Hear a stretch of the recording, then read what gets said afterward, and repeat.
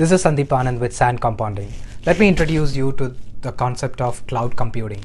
And why so? Because cloud computing has been driving the bull markets in US, all the firms that are associated in and around the cloud computing concept.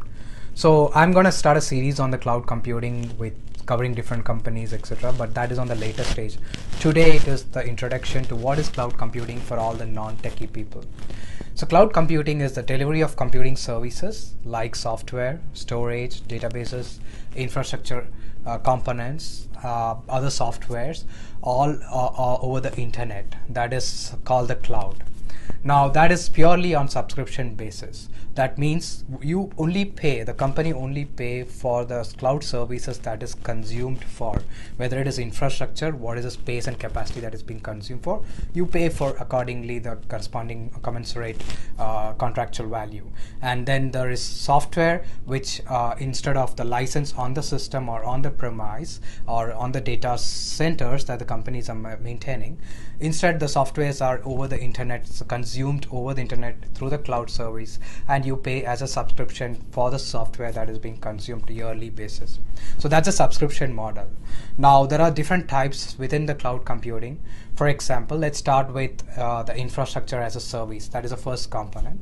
You have leading players like Amazon Web Services, or so-called AWS, which has 45% market share, and then there is Microsoft-led Azure.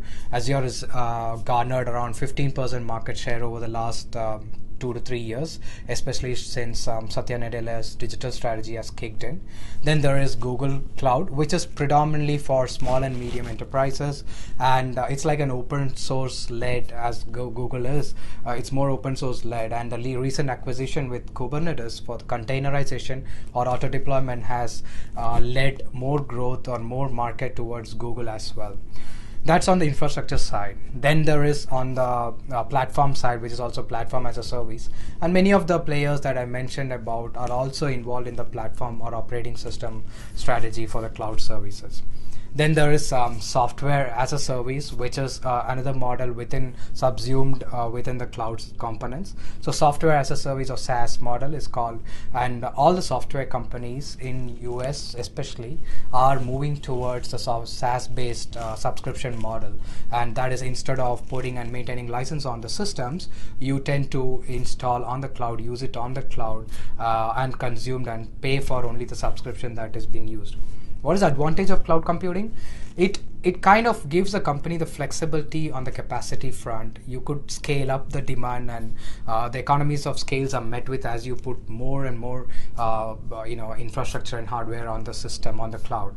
Plus, it also reduces the operational overheads of maintenance in the data centers. And Gartner predicts that by 2025, 80% to 85% of the firms are going to shut down their data centers, as against 10% today. Not only in US, I mean globally, Alibaba and Tencent are driving the cloud strategy, and they are garnering market share in Europe, Middle East, and Asia Pacific. So overall, cloud, along with many other players in the cloud environment, are something we need to track as investors. There are a lot of good opportunities. I agree that there are many companies that has run off with huge returns in the last couple of years, but the growth is still long way ahead, at least for next 3 to 4 years, that we can foresee in terms of returns from the investment. So that is the next set of series I'm going to start with, taking out each component within cloud and articulating it on and explaining where I see the investment opportunities. That's it for today. Hope you found this informative.